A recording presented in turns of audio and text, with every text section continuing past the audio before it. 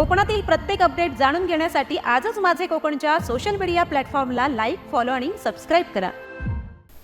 नमस्कार, मी प्रणाली भोसले. माझे कोकणच्या प्राईम टाइम बुलेटिनमध्ये आपल्या सर्वांचं मनपूर्वक स्वागत करते. बुलेटिनला सुरुवात करण्याआधी पाहूयात हेडलाईन्स. भर समुद्रात अग्नितांडव, अलिबाग समुद्रात मच्छीमार बोटीला आग.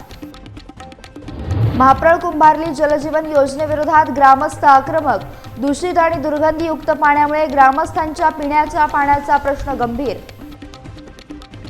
3 मार्च ते 7 मार्च पर्यंत रायगड रोपवे बंद. तांत्रिक देखभाल आणि दुरुस्तीसाठी रोपवे राहणार बंद.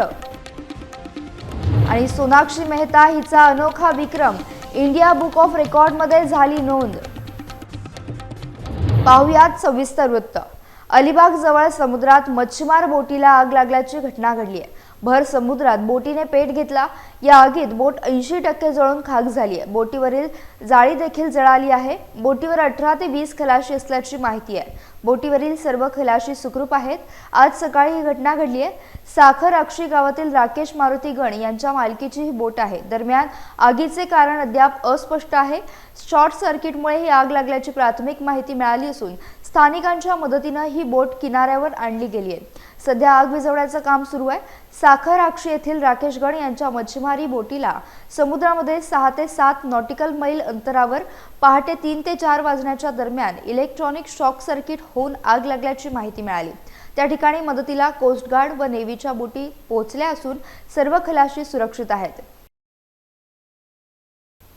मंडणगड तालुक्यातील महाप्रळ कुंभारली जलजीवन योजनेतून दूषित आणि दुर्गंधीयुक्त पाणी पुरवठा होत असल्याने ग्रामस्थ आक्रमक झाले असून 6 फेब्रुवारी रोजी झालेल्या ग्रामसभेत पाणी पुरवठा विभाग, पंचायत समिती मंडणगड, उपअभियंता जवादे यांनी संबंधित ठेकेदार आणि सहठेकेदार यांना पुढील 20 दिवसात विहिरीतील पाणी उपसा करून परत पाणी नमुना तपासणीसाठी प्रयोगशाळेत पाठवण्याचे आदेश दिले होते. परंतु ही मुदत संपत आली असून अद्याप आदेशाचे पालन ठेकेदार आणि सहठेकेदार यांनी केले नसल्याने ग्रामस्थांमध्ये संतापाची लाट उसळली आहे. पुढील टंचाई काळात भीषण पाणी टंचाई निर्माण होणार असून याकडे प्रशासनाने ठेकेदार आणि सहठेकेदार यांच्या विरोधात कठोर पावले उचलावीत आणि पाण्याची सोय उपलब्धता करून द्यावी. अन्यथा पुढील काळात पंचायत समिती मंडणगड, पाणी पुरवठा विभाग विरोधात मोठे जनआंदोलन करण्यात येईल असा सूचक इशारा कुंभारली मुंबई मंडळ अध्यक्ष राकेश महाप्रळकर यांनी दिला आहे. नमस्कार. शासनाने आम्हाला पाणी दिलं आहे, पण तो पाणी आमच्या योग्य नाही आणि आमच्या डोक्यावरचा हंडा खाली उतरायला पाहिजे, म्हणून आम्ही एवढी खटपट करत आहोत. आणि आमचा एकच मार्ग आहे की आम्हाला पाणी स्वच्छ भेटायला पाहिजे, एवढंच आमचं मत आहे सगळ्या महिलांचं. गेले खूप 1.5 वर्षापासून ही जलजीवन मिशन योजना चालू आहे. त्या संदर्भात आम्ही वारंवार ग्रामपंचायत, त्याच्यानंतर पंचायत समिती, रत्नागिरी जिल्हा, अन्य ठिकाणी पत्रव्यवहार केलेला आहे. कारण या विहिरीचं पाणी जे आहे ते दुर्गंधयुक्त पाणी पिण्यायोग्य नाही. याची वारंवार आम्ही पत्रव्यवहार, पंचायत समिती, जिल्हा रत्नागिरी जिल्हा, जे जलजीवन मिशन आहे या विभागाशी आम्ही अंतर्गत सर्वांशी पत्रव्यवहार केलेला आहे. तरीसुद्धा अजूनपर्यंत कोणतीही याच्यावरती कारवाई झालेली नाही. या संदर्भात ग्रामपंचायत महाप्रळ लोकोरवन येथे आमची 6 फेब्रुवारी 2025ला ग्रामसभा झाली होती. त्या संदर्भात त्या पाण्या खात्याच्या अधिकारीही सुद्धा आले होते.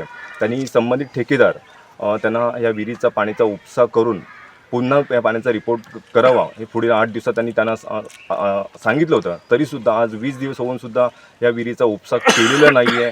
कोणतीही तशी कारवाई झालेली दिसत नाही. आज पुढे मार्च महिना, एप्रिल महिना, मेमध्ये आज आमच्या इथे पाण्याची टंचाई एवढी येते की 2 या 3 दिवसांनी आम्हाला पाणी मिळतं. एवढं अशुद्ध पाणी, हिरवगार पाणी, म्हणजे खूप पाणी पिण्यायोग्य नाही आहे पूर्णपणे. ही वारंवार आम्ही तक्रार केली, प्रत्येक विभागाला तक्रार पत्राद्वारे केली आहे, तरीसुद्धा कोणतीही कारवाई इथे झालेली नाही आहे. आज पुढचे 3 महिने ही खूप मोठी टंचाईयुक्त आम्हाला भासणार आहे. तर शासनाने ह्याच्यावरती लवकर कारवाई करावी आणि आम्हाला पिण्यायोग्य पाणी हे आम्हाला मिळावं हीच आमची सर्व ग्रामस्थांची विनंती आहे. तसंच काही पुढच्या 20 ते 25 दिवसात नाही, पुढे 15 दिवसात नाही झाले तर आम्ही मंडणगड पंचायत समिती इथे आम्ही ठिय्या आंदोलन करणार, सर्व मताने आम्ही ठिय्या आंदोलन करणार आहोत. रायगड जिल्हा भाजपा महिला सरचिटणीस तथा रायगड जिल्हा शांतता कमिटी सदस्य वंदना म्हात्रे यांचा मुलगा मनीष याने पीडित 15 वर्षाच्या मुलीवर लग्नाचे आमिष दाखवून आणि व्हिडिओ व्हायरल करेन अशी धमकी देऊन सप्टेंबर महिन्यापासून वारंवार अत्याचार केल्याच्या तक्रारीवरून पेण पोलीस ठाण्यात 24 फेब्रुवारी रोजी पोस्को अंतर्गत गुन्हा दाखल करण्यात आला. यातील पीडित मुलगी आणि मनीष यांची स्नॅपचॅटवरून ओळख झाली, त्यावर ते एकमेकांशी बोलू लागले. ऑगस्ट 2024 मध्ये मनीष याने पीडित मुलीला तू मला आवडतेस, मला तुझ्यासोबत लग्न करायचंय असं बोलून त्याने तिला प्रेमाच्या जाळ्यात ओढलं. तिला घरी बोलावून तिच्या इच्छेविरुद्ध तिच्यावर अत्याचार केला. त्यानंतर तिला तू कोणाला सांगितलंस तर तुझा व्हिडिओ व्हायरल करीन अशी धमकी दिली.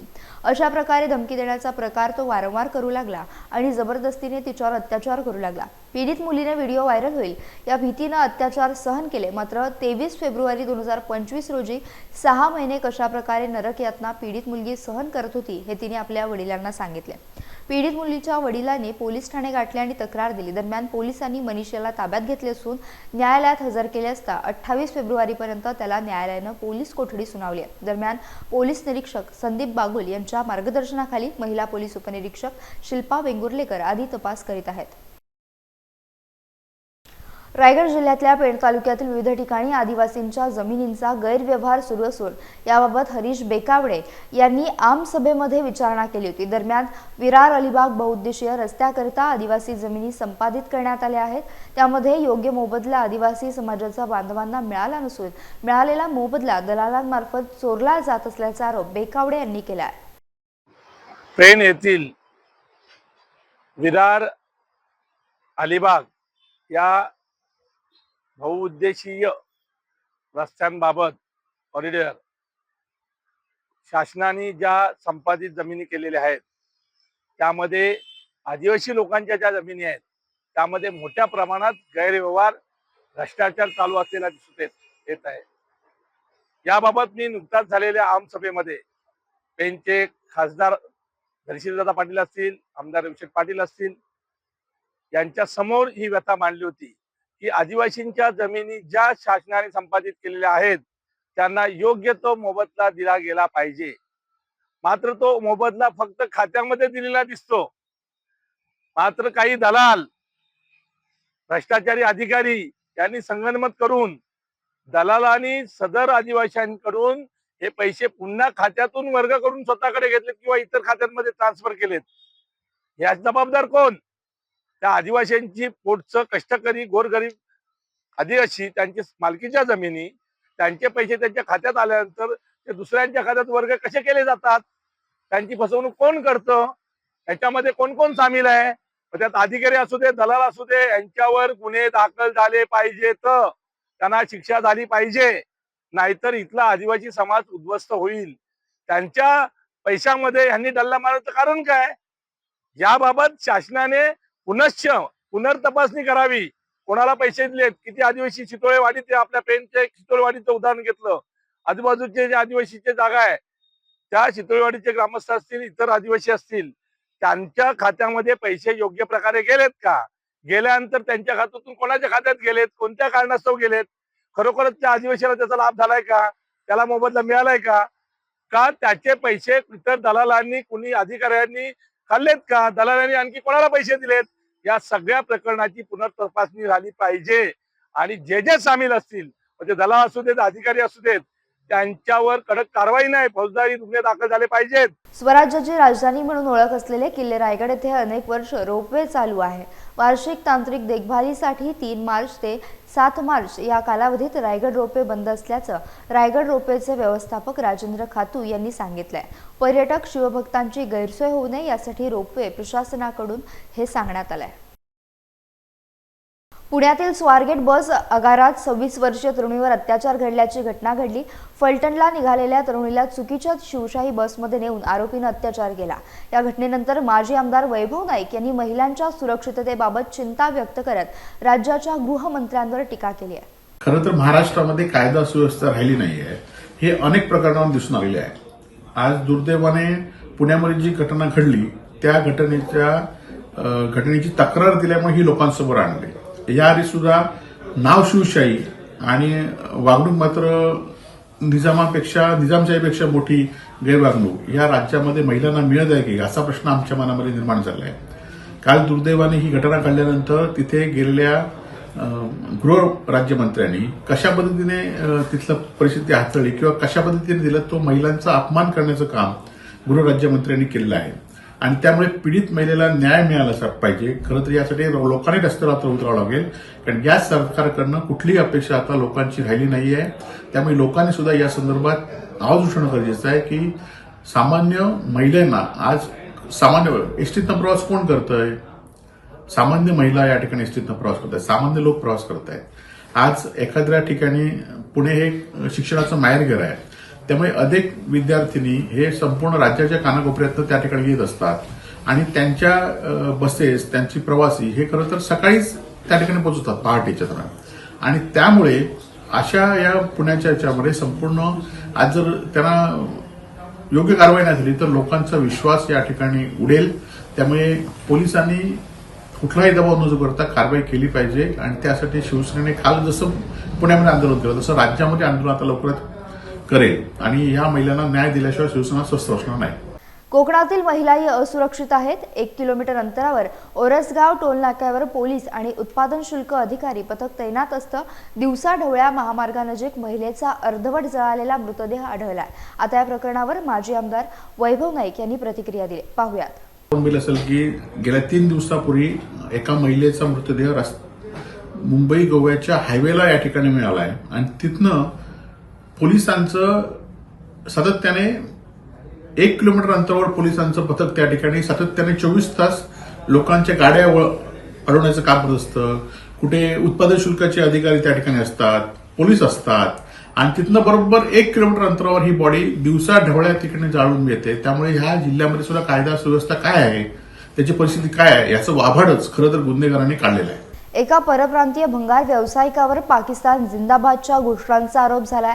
खरंच या कुटुंबानं भारताविरोधात घोषणा दिल्या का हे पोलिसांनी तपासलं पाहिजे. तसेच सिंधुदुर्ग जिल्ह्यात महसूल विभागाची टोळी कार्यरत आहे की काय असा प्रश्न देखील माजी आमदार वैभव नाईक यांनी उपस्थित केलाय. तर या कुटुंबाने भारत विरोधी घोषणा दिल्या आहेत काय की त्याचं कोण राजकारणासाठी वापर करते काय ह्याचा हे आधी पहिल्या पोलिसांनी तपास केला पाहिजे आणि जर भारत विरोधी घोषणा दिल्या असतील तर निश्चितपणे त्यांच्यावर कारवाई झाली पाहिजे. त्यांना नोटीस न देता सुद्धा कारवाई झाली पाहिजे. परंतु या आपण सगळ्या बघितलं ह्या सोशल मीडियावरच सगळ्या भूमिका आहेत की ह्या ठिकाणी कुठलाही घोषणा कोणी दिली किंवा आदल्या दिवशी घोषणा दिली आणि दुसऱ्या दिवशी पद्धतशीरपणे जमवण्याचं काम कोणी केलं ह्या सगळ्या गोष्टींचा पोलिसांनी तपास केला पाहिजे. कारण चोर सोडून संन्याशाला फाशी होता कामा नये, त्याचबरोबर चोर सुट्टा कामा नये सुद्धा नाही. आणि जे कोण भारत आता आपण बघितलं असेल की काल एका परप्रांतीय बांगलादेशीला भारतीय जनता पार्टीच्या सरपंचांनी दाखला दिला, 7/12 त्याचा असेसमेंट उतारा त्या ठिकाणी त्याला दिला आणि त्याला रेशन कार्ड आधार कार्ड सगळं करण्यात दिलं. खरं तर ही टोळी जिल्ह्यात कार्यरत आहे की काय महसूल विभागाला धरून, त्यामुळे त्यांच्यावर सुद्धा कारवाई होणं गरजेचं आहे. तर मी लेखी पत्र दिलंय की मालवण तहसील ऑफिसमधल्या काही कर्मचाऱ्यांचा काही नायब तहसीलदारांची चौकशी झाली पाहिजे आणि त्यांच्या संपत्तीची पण चौकशी झाली पाहिजे. कारण अशा अनेक लोकांना मालवणमध्ये परप्रांतीयांना खलाशी असतील, या परप्रांतीयांना ते 7/12 न बघता त्यांना आधार कार्ड देत आहेत, त्याला रेशन कार्ड देत आहेत आणि सर्वसामान्य माणूस मात्र लाईनीत उभा असतो, त्यांच्याकडे पैशाची मागणी होते आणि त्यामुळे ह्याच्यावर प्रशासनावर कोणते अंकुश राहिला नाही म्हणून या अशा गोष्टी होत आहेत. चिपी विमानतळावरून माजी आमदार वैभव नाईक यांनी सत्ताधाऱ्यांवर टीका केली आहे. पाहुयात. आम्ही अनियमित सेवा असतानाच आम्ही कुलूप घालण्याचं ठरवलं होतं, परंतु आता पुण्याची सेवा शेवटची होती ती पण आता बंद झाली आणि आता म्हणजे खाजगी एखादा दौरा असला तर विमान येतं आहे, परंतु प्रवाशांसाठी पुणे असून देत, बेंगलोर असून देत, मुंबई असून देत ही सगळी सेवा आता बंद झाली आहे. त्यामुळे या विमानतळाला आता ऑटोमॅटिकच कुलूप लागलेलं आहे आणि त्यामुळे जे कोकणातील मोठे नेते आहेत ते सांगत होते की आम्ही सुरू करू म्हणून. आता गेल्या 2 महिन्यामध्ये ही विमानतळ सुरू करू शकल्यात, त्यांना अपयश आलेलं आहे आणि त्यामुळे आता खरं तर कुलूपच झालंय. त्या धावपट्टीवर सुद्धा आता काही दिवसांनी रांग उघडेल आणि त्यामुळे कुलूप करण्याची गरज नाही. तर हे विमानतळ आता पूर्णपणे बंद पडण्याची शासनाची जी भूमिका होती सत्ताधाऱ्यांची ती आता सत्ताधाऱ्यांची भूमिका यशस्वी झालेली आहे. रायगड जिल्ह्यातल्या एका 14 वर्षीय विद्यार्थ्याचा हृदयविकाराच्या झटक्यानं मृत्यू झाला. हा विद्यार्थी त्याच्या वर्गमित्रांसह एका थीम पार्कला भेट देण्यासाठी गेला होता. या घटनेबद्दल मंत्री गणेश नाईक यांनी दुःख व्यक्त केलंय. माझ्याकडे माहिती अशी मिळाली की इमेजिकावर तिथे त्या रिसॉर्टला हजाराहून अधिक विद्यार्थी गेले होते, म्हणजे महापालिकेने नेले होते, चांगल्या AC बसमध्ये नेले होते संध्याकाळी 5च्या सुमारास परतीचा ज्यावेळेला प्रवास सुरू होणार त्यावेळेला त्या मुलाला थोडासा त्रास झाला आणि तो सगळ्यांच्या समोर तिथे कोलॅप्स झाला. पूर्वी त्याला तशा प्रकारचा त्रास झाला होता अशा प्रकारची माहिती अधिकाऱ्यांनी मला दिली. एकूणच अधिकाऱ्यांनी गांभीर्यानं म्हणजे खरं म्हणजे दुर्दैवी घटना आहे. मुलगा कोणाचा असला तरी सुद्धा तो जीव गेला याचं जास्त दुःख आहे. महापालिकेनं त्यांची गावाकडे त्याची डेड बॉडी नेण्याची व्यवस्था केली आणि एकूणच मेडिकल रिपोर्ट सुद्धा येणं बाकी आहे. मेडिकल रिपोर्ट आल्यानंतर त्याच्यावर आणखी जास्त चर्चा करू. गणेश नाईकांच्या जनता दरबाराची पोलीस खात्याच्या माध्यमातून दखल घेण्यात आली आहे. पोलीस खात्यासंबंधात जनतेच्या अनेक तक्रारींचे पोलिसांच्या माध्यमातून निरसन केले गेले आहे आणि नवी मुंबई पोलीस आयुक्तालयाच्या माध्यमातून एक सुखद धक्का देण्यात आला आहे. तसेच जनतेच्या माध्यमातून दिलेल्या अन्य पत्र आणि निवेदने या संदर्भात प्रक्रिया सुरू असल्याची माहिती गणेश नाईक यांनी दिली आहे. आता नवी मुंबईतला दुसरा जनता दरबार आहे. गेल्या जनता दरबारामध्ये जी निवेदनं आली त्याच्यातले सगळ्यात अगोदर उत्तर दिली ती पोलीस डिपार्टमेंटने. इन्स्टंट मला वाटतं की तरी 8 दिवसाच्या आतमध्ये त्यांची उत्तर आली. आता काही विभागाच्याकडे अजून माहिती ते लोक गोळा करतायत. तर आज सुद्धा जनता दरबारामध्ये निवेदनच स्वीकारली जातील आणि 4 एप्रिलला नवी मुंबईचा जनता दरबार परत होईल.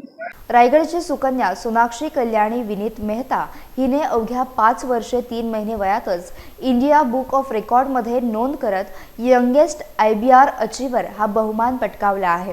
तिच्या असामान्य बुद्धिमत्तेमुळे आणि कौशल्यामुळे ती सर्वात लहान वयात फळ आणि आरोग्याची माहिती असणारी तसेच आरोग्यासाठी फळांचा योग्य सल्ला देणारी मार्गदर्शक बनली आहे. सोनाक्षी मेहता हिने 76 सामान्य ज्ञान प्रश्नांची उत्तरे देताना 35 आरोग्यविषयक समस्या आणि त्यावरील फळांद्वारे नैसर्गिक उपाय, 22 फळे आणि भाज्यांचे फायदे, 3 वनस्पती आणि 16 वास्तुशास्त्र विषयक प्रश्न यशस्वीपणे उत्तरलेत. याशिवाय तिने 29 फळे आणि 26 क्रियापदे ओळखून सांगण्याचा विक्रम केलाय. तसेच तिने 7 संस्कृत श्लोकांचे पठण आत्मविश्वासाने सादर केले असून तिच्या वयाच्या दृष्टीने हे सर्वच अत्यंत उल्लेखनीय आहे. तिच्या आई कल्याणी विनीत मेहता या बाल आणि युवा विकास प्रशिक्षक म्हणून कार्यरत आहेत. पेण विधानसभेत महाराष्ट्र नवनिर्माण सेनेच्या वतीनं मराठी राजभाषा गौरव दिनानिमित्त पेण विधानसभेतील महाराष्ट्राच्या प्रशासकीय सेवेत गेल्या अनेक वर्षे उत्तम सेवा करणाऱ्या सर्व प्रशासकीय अधिकाऱ्यांचा सन्मान आणि सत्कार करण्यात आला. मनसेचे रायगड उपजिल्हाध्यक्ष संदीप ठाकूर यांच्या पुढाकाराने विविध कार्यक्रमांचे आयोजन करण्यात आले होते. रायगड जिल्हा परिषद शाळेत स्पर्धा परीक्षा मार्गदर्शन शिबिराचे आयोजन देखील करण्यात आले होते. यावेळी प्रमुख मार्गदर्शक म्हणून पोलीस उपनिरीक्षक अनुसया ढोळे उपस्थित होत्या.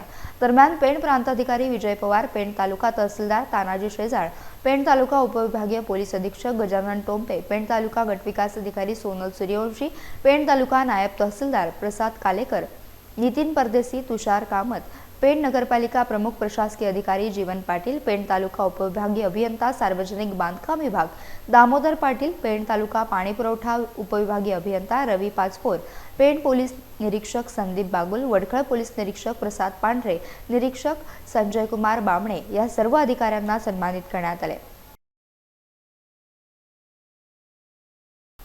रत्नागिरी जिल्ह्यातल्या खेड तालुक्यातील लवेल येथील ज्ञान विकास विद्यामंदिर इंग्लिश मीडियम हायस्कूल आणि डॉक्टर MR शिंगे ज्युनियर कॉलेज लेव्हलमध्ये राष्ट्रीय विज्ञान दिवस साजरा करण्यात आला. शुक्रवारी राष्ट्रीय विज्ञान दिवस मोठ्या उत्साहाने साजरा करण्यात आला. विज्ञान दिवसाचे निमित्त साधून प्रश्नमंजुषा, शास्त्रज्ञ, पोस्टर मेकिंग, विज्ञान कविता, विज्ञान नाटिका इत्यादी उपक्रम राबवण्यात आले. यामध्ये प्रश्नमंजुषा तसेच आरोग्य व आहार, पोस्टर मेकिंग आणि विद्यार्थिनींनी नाटिका सादर केली. तसेच काही विद्यार्थ्यांनी भाषण आणि कविता सादर केले. प्राचार्य पवार सर यांनी डॉक्टर CV रमण यांचे बालपण आणि त्यांचा शोध याबद्दल माहिती दिली. कार्यक्रमाचे सूत्रसंचालन राखी मॅडम यांनी केले. या कार्यक्रमासाठी संस्थेचे सर्व पदाधिकारी उपस्थित होते. कार्यक्रमाचे आभार प्रदर्शन गमरे मॅडम यांनी केले. या कार्यक्रमासाठी संस्थेचे अध्यक्ष मोहन गेजगे, प्रशालेचे चेअरमन तथा CEO डॉक्टर मधुकर शिंगे, प्राचार्य HM पवार, कार्याध्यक्ष विठ्ठल गमरे, उपाध्यक्ष ऋषिकेश शिंगे, शोभा शिंगे मॅडम तसेच संस्थेचे सर्व पदाधिकारी, शिक्षक, शिक्षकेतर कर्मचारी उपस्थित होते. आज खेड तालुका राष्ट्रवादी काँग्रेस शरदचंद्र पवार पक्षाची बैठक भरणे नाका हॉटेल बिसू येथे रत्नागिरी जिल्हा राष्ट्रवादी काँग्रेस शरदचंद्र पवार पक्षाचे अध्यक्ष सुरेश बने यांच्या उपस्थितीत संपन्न झाली। यावेळी रत्नागिरी जिल्हा राष्ट्रवादी काँग्रेस शरदचंद्र पवार पक्षाच्या महिला अध्यक्षा दीपिका कोतवडेकर, खेड तालुका अध्यक्ष विनायक निकम, महिला तालुका अध्यक्षा तेजाबाईकर, युवक अध्यक्ष सुरज जोगळे, ज्येष्ठ नेते वसंत गुरव, शाहू शेलार, शहर अध्यक्ष प्रणव मापुसकर, मंगेश भागवत, गीता घाणेकर, खेड खरेदी विक्री संघाचे संचालक विश्वास सुर्वे असे अनेक कार्यकर्ते, महिला, पुरुष कार्यकर्ते उपस्थित होते। यावेळी संघटनात्मक आढावा घेण्यात आला आणि जिल्हा परिषद, पंचायत समिती तसेच नगरपालिका निवडणुकांचा आढावा घेण्यात आला। संघटना बांधणीकरता जोमाने काम करा असे आदेश अध्यक्ष सुरेश बने यांनी दिले। यासह बुलेटिनमध्ये वेळ झाली, इथेच थांबण्याची। भेटूयात नवीन बुलेटिनसह। तोपर्यंत तुम्ही कुठेही जाऊ नका, पाहत राहा फक्त माझे कोकण।